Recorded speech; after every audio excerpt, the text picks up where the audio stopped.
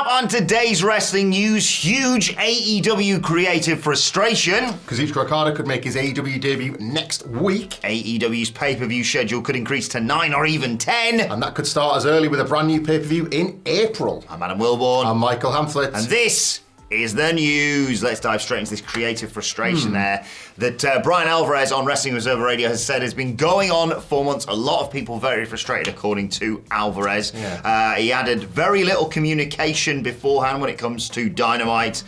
These issues have been going on for months, and the days of long-term booking are gone. He sort of fleshed out the point, as I said, on Wrestling Observer Live. He said people, wrestlers, etc., show up and are told, here's what you're going to do. Lots of people will complain, and it gets changed. People don't want to do something, and Tony doesn't make them do it. It is just a whirlwind of, will this person do this? They don't want to. What can we do? Will you do it? And yeah, it sounds like everything is very much up in the air on show day, which is not ideal for long-term booking, which, you know, AEW has generally relied upon for quite some time now. And it's worked brilliantly for them, of course. They've had some phenomenal feuds with the likes of Kenny Omega and Hangman Page, of course, and my personal favourite, CM Punk and MJF, was such a brilliant long-term arc of a story.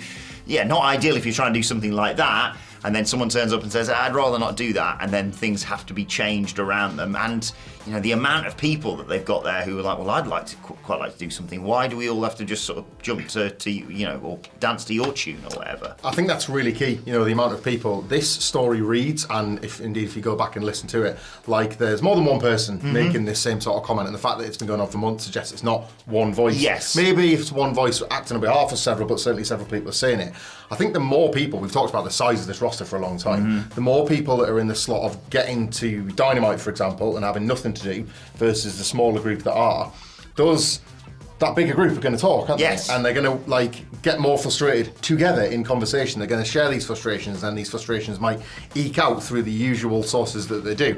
Speculation, that is completely on my part, but it just feels like this shared problem is only going to get worse the more people that come on and have little to do. Yeah, exactly. I am conflicted because I do like the idea of sort of involvement in the creative process and not just being told, this is what you're doing, like it or lump it. But I think to a certain extent you do, and I'd hate this, I hate confrontation, but you do at some point have to say, look, here's the direction we're going in, we'll make it work in whatever way you'd prefer to do it, but at the end of the day, this is what we're doing with this match or this storyline or whatever. Yeah, it's particularly interesting, I think, when, and this kind of leads us into my next story, I guess you have a situation like a Will Ospreay arriving on Wednesday's Dynamite and immediately kind of propelling himself to the near and the top of the card, and there's graphics already made up by fans about him having a world title shot at Wembley in the summer, and it's like, right, well, straight away that means if he's there, everybody else moves down a level, and if you're in that mid-tier point, are you then going to be one of the people in catering frustrated? Yeah, and we're not suggesting it's any of the names that we're going to talk about, obviously. It's just, you know, the reports we've heard, you know, you've got these big stars in there, and understandably they want to kind of protect their spot, and you've got these rising stars who deserve to be given the time and what have you. But it is kind of a bit endemic of AEW right now. Like, we've heard reports of people saying, look, if I'm going to lose, I kind of don't want to wrestle singles matches, all matches whatsoever. Yeah, there's a lot of different balances to try and strike, and walking into that and potentially already have some of the battles himself is Kazuchika Okada, we think. He's been tying up his last sort of date with New Japan. They're done and dusted. For a while the story was, is it going to be WWE? That got like fine-tuned into, it's going to be AEW, but then it became a matter of when, not if. And per latest reports, it could be as early as next week's Dynamite, the post-Revolution edition of Dynamite. This is according to Fightful, who added in a report that we're told that the company has been hoping and at least tentatively planning for Kazuchika Okada to be in the fold by the March 6th episode of Dynamite. The report went on to add, on top of some comments Tony Khan made in the Revolution press junket, more on that in a second, the report says, Tony Khan noted on today's media call that there's something he's very excited about coming in Atlanta, that's for next week's Dynamite. We've had plenty of discussion that Okada debuts there, but I've heard from numerous sources the hope mid-February was for Okada to appear in the company. So if they already wanted him as recently as, well, right now basically, it stands to reason that March 6th could be it. But like, I don't know, between us and the media space speculated that maybe Big Business was going to be a doubler with Mercedes Mané, but Dynamite next week is going to feature the new graphics, the new set, a new star joining that. It sort of makes sense in your head, doesn't it, to have all these things one after another lined up. Big time for AEW, and Okada being added to the mix is exciting. Oh, really exciting. I mean, I would love to have seen the sliding doors moment of what Okada would have looked like in NXT, for example. But I think generally probably it's better for him to go to AEW for the time being, at least. Get his like these kind of Largo Loop reps, right? Yes. And I don't get me wrong, I love a doubler, but I do kind of like the fact that they're spacing this out and they're making, this month such a huge month for AEW. You've got Revolution on Sunday, arguably, you've got Okada coming this coming Wednesday, and then the following Wednesday it's probably going to be Mercedes Moné debuting. It's as bold as like bullseye baked beans to try and take the conversation away from WWE. WrestleMania season, exactly. It's a good point. Yeah, I'm really excited to see what he does as well, because we've had glimpses, of course, of him in AEW with the Forbidden Door stuff and the Danielson stuff, but a full-time member of the roster, a bit like Ospreay. I don't know what it's going to look like. Just the weekly. Yeah. Oh, okay, time for Kazuchika Okada now, or the greatest wrestler in the world right now, Will Ospreay's coming out to, have a 10-minute sort of match to build him up in the rankings, I suppose. The TV set, like completely unfamiliar. It's exciting. It is. It's, I think, fascinating to look at and see how it's going to work out. And again, to point out, the AEW, the roster continues to grow, but this is why this happens, is because Okada is available. Like, because I'm going to sign him all. Let's sign him. Don't sign anybody. Sign them. Like, this is how we get to the situation. I mean, you're right. Yeah, exactly. We've sat here a million times and said that's it.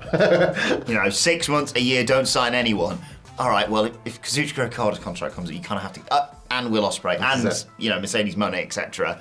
So there are always going to be exceptions, and maybe to fit more people or keep more people happy in terms of the size of the roster, they are also increasing the number of pay-per-views they're going to be doing in 2024. Tony Khan talking about it on the press junket for Revolution, which of course goes down on Sunday, and we'll have ups and downs on Monday, and we'll be discussing it on the WhatCulture Wrestling podcast the next day as well. 9 to 10, as I said in the intro, potentially. Tony Khan said, I can see this year being 9 to 10. 9 is probably... No, I just did normally. 9 is probably a good sweet spot. It feels like that's about the right number. Arguably 69. It was the right number of days, wasn't it, a while ago? Exactly, and arguably 69 is really the real sweet spot. I don't want to make a huge change or increase, but definitely 8 was incredibly successful, and I don't want to do anything different. But I do see an opening for 9 probably, and maybe 10. You know what? Sod it. 11, 12 if you want. Baker's dozen actually. Right, I may have got carried away there and embellished somewhat. 9 feels like a great number for us, and particularly when you consider I put on 3 Ring of Honor streaming events annually, and they're always great. That puts AEW doing our 9 strongest events plus the ROH's 3 strongest events. That's 12, and if you're doing 12, you might as well do 15. Sod it, let's call it around 20. No, 9 to 10 AEW pay-per-views, 3 ROH ones. I'm getting a bit carried away here, but I don't know. I love pay-per-views, and I'm hoping the more AEW pay-per-views, the tighter they are. I like the look of the Revolution card. It is all killer, no filler right now. Cycling maybe a little bit, like red and blue brands, who knows? Maybe not that far, but what do you reckon? And I suppose this sort of feeds into your story as well. It does, yeah. We're going to touch on what might be coming in April regarding this, but 9, I felt like, again, speculation on my part, 9, the sweet spot was interesting to me, because when he added the 3 Ring of Honor ones, you're like, it's 12. Yes. Like, you are booking more than one a month if you get up to 10, which creatively must be a demand for the man that's already wearing so many different hats. What did WWE do? 10? Like there was a year, I think it was around the time of the ECW ones and the dual brand shows. I'm sure they had a 15 or a 16 sometime in the mid-2000s. There was that period as well when I first started working for WhatCulture, so like 2017. Yeah. When they were like fortnightly pay-per-views. Like one for each brand. It doesn't work. Like one a month is always enough, and ideally less than that is key. But we are where we are, and I guess like they continue to make money. They've proven, Tony Khan has proven profoundly that Vince McMahon's idea that pay-per-view was dead was wrong. It was just nobody wants to buy bad pay-per-views. Imagine that. So whether or not this finds him cannibalising his own market over the year to come, we will see. It's been coming. I think there was 4 initially, and then that went to 5 with Forbidden Door. That went to 8, I think, last year with the likes of Wrestle Dream and All In. So this sort of thing's been bubbling under for a little while now, but I can see why he's trying to land on 9 or 10. Yeah, do you think they're going to water down the TV specials a little bit? It feels like that's what they've already started doing. Yeah, if you look at where you could fit things in, like Winter is Coming doesn't have to be a December TV show, it can be a wintry time pay-per-view, for example. Also, something to consider as well, the 9, the 10, whatever figure he lands on, that would have to start right now. We're in March as of today. That only leaves 9 months remaining. So it's not just a show a month in general, it's a show a month for the rest of 2024. Yeah, they haven't had any this year, of course. Exactly, and that could start as early as April. Fightful Select are reporting that AEW have trademarked Dynasty, which has obviously generated a lot of speculation that this could be a pay-per-view name for them, something within, the new lineup of AEW, the new slate of shows, and it could be dropping as early as April. Wow. There was some. There's obviously some news around the Canadian tour that's going to be taking place. That's where we first saw the new Dynamite logo. That's happening in May. So there is a bit of a gap for AEW to fit this in April. And Dynasty has generated a bit of rumour around the possibility of that being the return of MJF. That was the name of his stable previously, before he was in All Elite Wrestling. We were talking on a video that's soon to drop on the channel about Revolution, that should Wardlow get this shot, they might want to lean into that, factoring in MJF's return, of course. We've not seen him since the Undisputed Kingdom formed at his expense in December at World's End. So it's all a bit of rumour, speculation, innuendo at this point, but the maths check out certainly about this being an April show. And Revolution being not just the end of Sting's career, but the start of the run-up to this new pay-per-view cycle could be the case. Fresh start, like you say, new set, etc., new logo, who knows? But what do you think? What do you think about AEW increasing the number of pay-per-views? Do let us know. I'm intrigued to see what people say about this in the comments section below. The thing about paying for wrestling shows as well, like, you've really got to be the smart consumer in 2024. You've got to make the right decisions. Particularly in April. Especially in April. And one of the smart consumer decisions I would suggest making is to come to It's Always Sunny at WhatCulture. I forgot to put the logo in the background. Apologies. It's all right. This muscle memory, we used to have that, didn't we? It's going to be as sort of like jangled together as this thing is right now. We are the Meat in Your WrestleMania sandwich, or the vegan alternative, available on the Underground Arts menu, where there's a bunch of great foods and drinks. It's going to be taking place at 12 o'clock, giving you plenty of time to get over to night 2 of WrestleMania, because we're going to be going over there as well. Wilborn is speculating on getting a bus Uber. Apparently we're all going together. One big bus for all of us. So that's going to be great. So it's going to be all of us. Simon Miller's going to be there, the whole gang getting together. We only get to do this on the other side of the world, don't we? It's great when we all get together for this. Going to be loads of nonsense, loads of fun, loads of podcasts, loads of news, all that good stuff. April 2nd?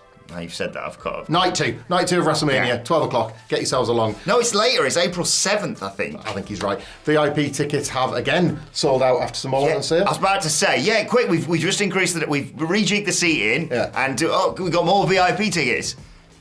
They've gone.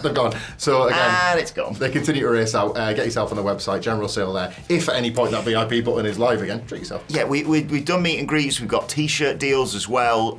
But if you're thinking, I can only get a general admission, we're going to be hanging about. Yeah. So you can come and chat to us and get photos with us, of course. But get your tickets right now. whatculture.com/tickets. Right, let's move on to your Twitter questions at WhatCultureWWE on X. Of course, if you want to get in touch with us. Shepard's card stall, starts us off today. Happy Friday, professional wrestling journalists and entrance enjoyers. He's got the new setup for the time being. Awesome, who do you want to win the Money in the Bank briefcases this year? My choices would be Sami Zayn and Tiffany Stratton. Imagine Tiffy with a pink designer briefcase. I've read that because that's what Shepard's written. It's also exactly how I feel. Yeah, you wanted Zayn on that briefcase for years, haven't you? I banged this drum for so bloody long. Now that they've made it clear that the title he's talking about is not the world title, certainly that means he's going to be out of contention a little bit longer, but it's Sami Zayn, so it's never off the table, is it? So him having the briefcase gets you there. Traditionally, heels tend to do well with briefcases. I'm going to make a bit of a bold pitch, right? Again, bullseye baked beans.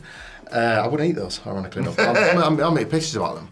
What about, I know as weird as it would be to see him in a ladder match, as weird as it would be considered, especially if he's still got one title on him, what about Gunther for him to use the briefcase to call his shot for Bash at Berlin? Oh, I like that. The Rob Van Dam ECW. You're on a roll. We had the Drew McIntyre thing yesterday. Check out yesterday's news for that. But yeah, like it's not so much a heel opportunistic cash in. It's my time. Like, nobody can touch me, and now I've got this. Like, I'll take it right now. Women, can't fault Tiffany Stratton. Yeah. Like, she seemed to wrestle her way into WrestleMania conversation at Elimination Chamber. If that doesn't happen, there's still plenty of time for her to get going, and I think Money in the Bank, if nothing else, the aesthetics of it all, I think would be great. But yeah, she's the sort of wrestler that would probably fit great in the ladder match itself. Yes. And then go on to win and do great things. I have seen people suggesting Punk holding the Money in the Bank briefcase, and all I'd say to that is, you want to bring him back and put him straight into a ladder match? Okay. Yeah. I love the bit where he wins, not the bit where he wrestles. Yes, yeah, fine with him in the briefcase, but can he just do a Brock Lesnar, turn up and just take it down rather than taking any bumps? Speaking of which, actually, Mitchell Gillam, thank you, Mitchell, for your question, says, "Hey guys, hope you're well. Good, it's Friday. Yeah, feeling good. Chesterfield on telly tomorrow. After it, for me. Where are you off to? I'm 38 years old. I'm going to see Chasing Status tonight. I got a free ticket offered to me last minute, and I just cannot wait. I can't wait for the voice notes I'm going to be getting at about 2 a.m. in the morning. Drink myself daft, but drink responsibly. Yeah. But yeah, Mitchell says, with Cody working so many dates in March, and Jesus, yes, we all saw that image. What a sketch. Is there a fear he could be overdoing it? What happens if he gets injured? That would absolutely derail Mania. Why have you put that thought into my head, Mitchell? I get that because you see that schedule and you do think, oh, that's a lot of matches before your big one. Not to be like a brutal pragmatist about it, but a wrestler can go out there on a Raw, cutting a promo, taking one bump at the end and get injured. The schedule of it is what it is. Yeah. But a lot of wrestlers have said previously that the more regularly they go in, the more callous they are to the bumps, the more locked in they feel to the rigours of it all. And I think a little bit of Cody will want to do this to make the point as clear as day. Again, that he is the man for this job. I think everything Cody's done the last couple of years has been to say, I am the man for this job, and he was made to wait 12 months to get that job. Yes. So this is that last Quite one. rightly, some people say.